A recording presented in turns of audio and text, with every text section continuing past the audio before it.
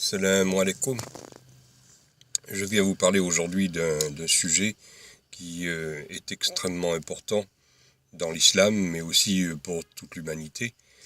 C'est que nous avons à prendre soin de notre santé, mais de façon vraiment très, très importante.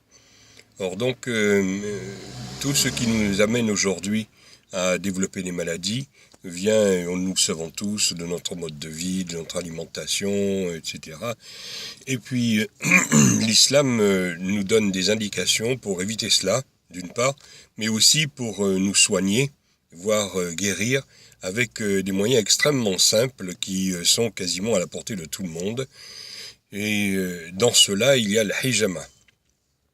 La hijama est quelque chose qui permet de nettoyer le sang, de le purifier de certaines impuretés, on va dire, qui ne permettent pas justement une bonne circulation sanguine, surtout la circulation périphérique, c'est-à-dire dans les vaisseaux capillaires. Et ce sang-là qui est extrait permet une meilleure irrigation du corps humain, et surtout des organes qui sont les plus affectés par la pollution, notamment par exemple le foie, les reins, etc. Alors donc, je vous parle de ça parce que je pratique la hijama depuis environ 1 an, je suis un débutant bien entendu, et je me suis rendu compte des effets absolument extraordinaires que la hijama offre et permet. Permet parce que la médecine, on va dire la médecine allopathique, les médecins actuellement sont souvent démunis par rapport à des problèmes qu'ils ne peuvent pas traiter évidemment avec les médicaments chimico-pharmaceutiques qui finalement, on le sait, apportent beaucoup de problèmes quand même, soignent, bien entendu, guérissent peut-être, mais en tout cas, qui a beaucoup d'effets indésirables. Donc ces effets indésirables, on le sait maintenant, provoquent des grands problèmes de santé. Et la hijama ne donne pas cela du tout. C'est-à-dire la hijama n'est pas un apport dans le corps, c'est au contraire un mécanisme qui permet d'extraire les choses qui sont indésirables dans le corps et qui provoquent justement les problèmes de santé.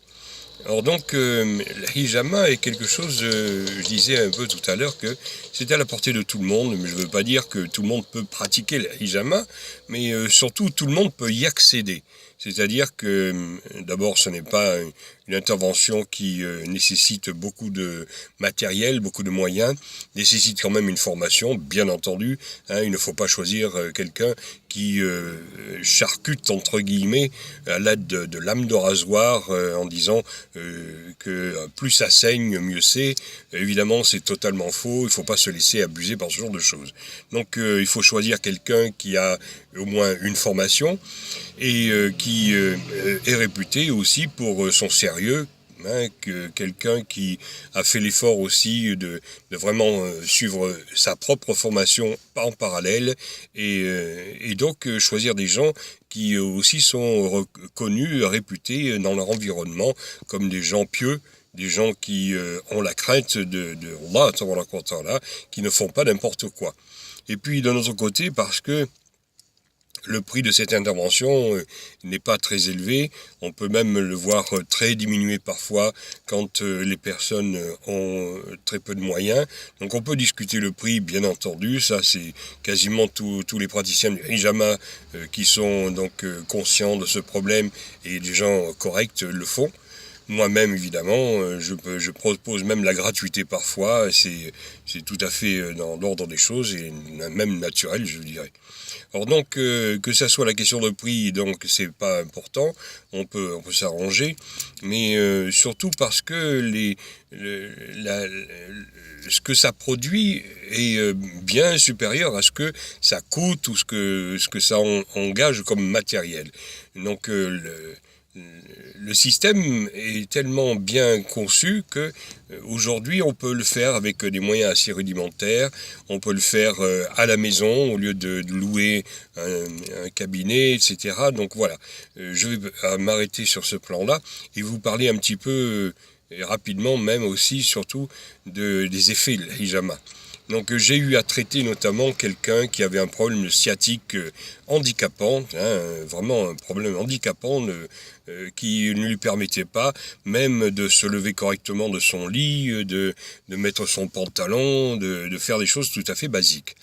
Alors donc, une seule séance a suffi pour déjà lui donner beaucoup plus de mobilité et lui retirer sa douleur. Une deuxième séance a été nécessaire parce que c'était la première fois qu'il faisait le hijama, donc j'ai choisi de dédoubler la séance, de ne pas avoir trop de points à traiter en une seule fois, surtout pour une première séance. Donc au bout de la deuxième séance, quelques jours après, il m'a avoué qu'il n'avait plus aucun problème, que maintenant il pouvait faire ce qu'il voulait, comme il voulait. Bon, il faisait un peu attention bien entendu parce que faut pas abuser quand même, bien entendu, mais il m'a dit maintenant je suis débarrassé de mon problème. Deuxième cas, tout à fait extraordinaire là, quelqu'un qui se déplace en fauteuil roulant, qui de temps en temps peut peut-être se déplacer mais sur ses jambes, mais avec des cannes, avec grande difficulté, m'a demandé si je pouvais faire quelque chose. Je lui ai dit, Inch'Allah, bidnillah, Allah, il peut t'amener la guérison. Moi, je ne sais pas, mais je sais que la hijama peut faire quelque chose. Alors donc, une seule séance aussi a suffi pour qu'il me dise, quelques jours après, je retrouve un peu de mobilité. Je suis satisfait de cette première séance, donc lui aussi, eh bien, je fais une deuxième séance, et à la deuxième séance, et après la deuxième séance, la même chose. Donc il m'a dit qu'effectivement, il se sentait beaucoup mieux, qu'il était plus à l'aise, plus mobile. Donc vous voyez quand même des cas de figure qui, lorsqu'ils sont traités par la médecine allopathique, on n'arrive pas quand même à ces résultats, quoi. C'est quelque chose de tout à fait extraordinaire. Alors donc, je ne veux pas parler d'autres cas de figure, mais par exemple le diabète, les problèmes de reins, les filtres qui ne fonctionnent plus très bien, le foie qui est malade, et etc. quoi. C'est vraiment, j'ai trouvé qu'en un an, le peu de pratique que j'ai, le hijama, me fait dire qu'on est en face de quelque chose de tout à fait exceptionnel, quoi. Alors donc, dernier point, pour ceux qui craignent évidemment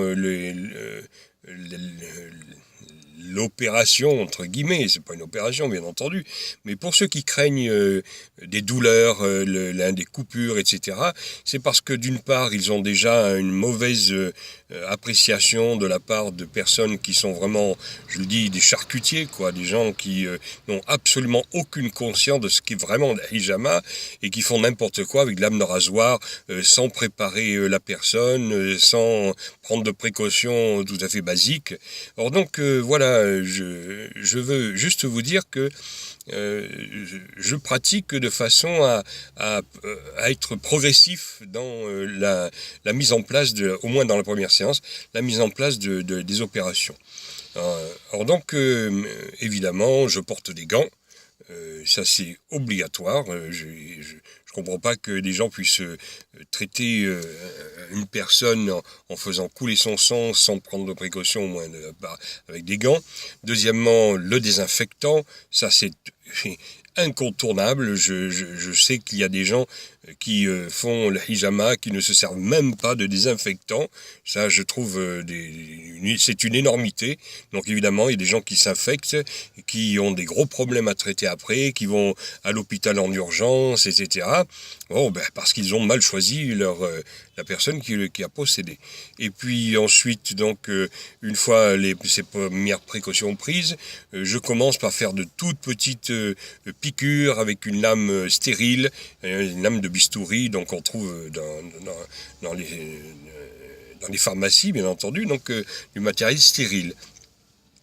Donc des petites piqûres, et j'y vais progressivement, c'est-à-dire que j'appuie un petit peu plus jusqu'à obtenir une légère incision, une griffure on va dire, d'environ 3 à 4 mm, pas plus, vraiment quelque chose d'infime. Et une fois que cela est fait, donc j'extrais le sang avec une ventouse dont je règle le débit avec une pompe.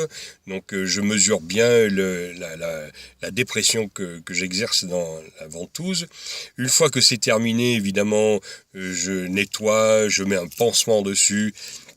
Donc ces explications vous montrent que on doit faire quand même attention à des choses essentielles sur lesquelles beaucoup de gens ne passent, c'est-à-dire n'ont pas l'habitude, surtout au Maroc par exemple, des pays comme ça, où on n'a pas l'habitude de faire attention aux infections, la transmission des maladies, etc. Les gens boivent au même verre sans problème, se transmettent l'herpès, se transmettent des choses comme ça, c'est des choses sur lesquelles les gens ne sont pas informés. Or donc voilà, je vais en terminer maintenant parce que là maintenant je vais avoir une séance avec une personne, c'est la première fois qu'il fait l'hijama.